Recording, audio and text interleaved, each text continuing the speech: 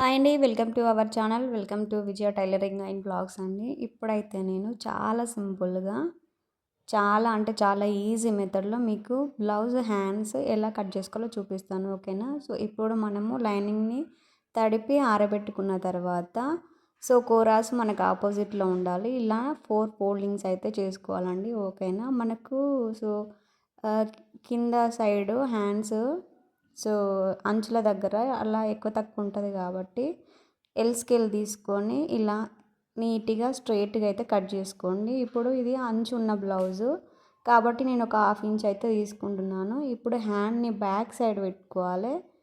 Back side ఉంటుంది కదా, అది ఇలా పెట్టుకొని నీట్గా చదురుకున్న తర్వాత ఇక్కడ మనకి ఖర్చులతోటి ఆల్రెడీ మార్కింగ్ చేసుకున్నాము. అక్కడ షోల్డర్ దగ్గర జాయింట్ దగ్గర ఖర్చులతోటి అటు సైడ్ మార్కింగ్ వేసుకోవాలి ఒక 1/2 ఇంచ్. ఓకేనా. అక్కడ చంక లూజు, ఇక్కడ హ్యాండ్ లూజు ఇలా వేసుకున్న తర్వాత ఇలా మనం వేసుకున్న ప్రకారము ఇలా చంక లూజు హ్యాండ్ లూజ్కి ఒక మార్కింగ్ అయితే వేసుకోవాలి, డ్రా చేసుకోవాలి స్కేల్ సహాయంతో. ఇప్పుడు ఇక్కడ 1 ఇంచు ఇట్లా 1 ఇంచు డ్రా చేసుకున్న తర్వాత ఆ 1 ఇంచ్ నుంచి ఇక్కడ నడుం లూజు పాయింట్ తీసుకున్నాం కదా, అక్కడికి మధ్యలో టేప్ తోటి సగం చేయండి. ఆ సగం చేసిన దగ్గర కరెక్ట్ 1/2 ఇంచ్ లోతు వచ్చేటట్టు చూసుకోండి వీడియోలో చూపిస్తున్న విధంగా. ఓకేనా. ఇలా మార్కింగ్ అయితే వేసుకోండి. వేసుకున్న తర్వాత మార్కింగ్ వేసుకున్న ప్రకారం నీట్గా ఇలా కట్ చేసుకోండి.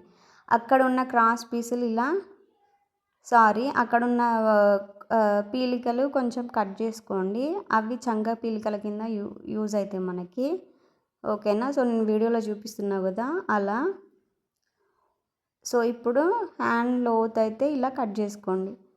కట్ చేసుకున్న తర్వాత లోతు తీసిన దగ్గర ఒక చిన్న టాకా ఇచ్చుకొని మిడిల్లో ఒక చిన్న టాకా ఇచ్చుకొని ఇప్పుడు ఆ చంక పీలికలు చూపిస్తాం మీకు ఎలా పెట్టుకోవాలో.